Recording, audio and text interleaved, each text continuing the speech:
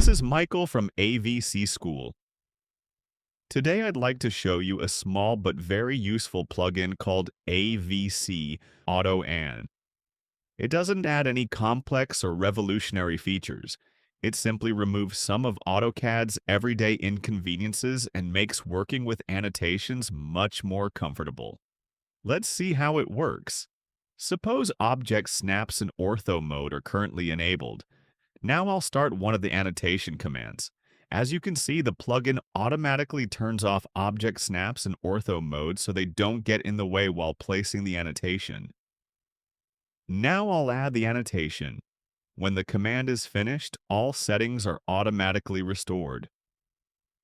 Object Snaps and Ortho mode are enabled again, so I can immediately continue working with the drawing. You'll also notice that the annotation is automatically created on the annotation layer.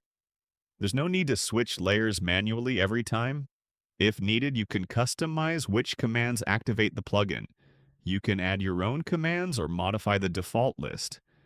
And the best part is that AVC AutoANN is completely free. You'll find the download links in the description below this video. Make your AutoCAD workflow faster with AVC and save more time for what matters. See you next time.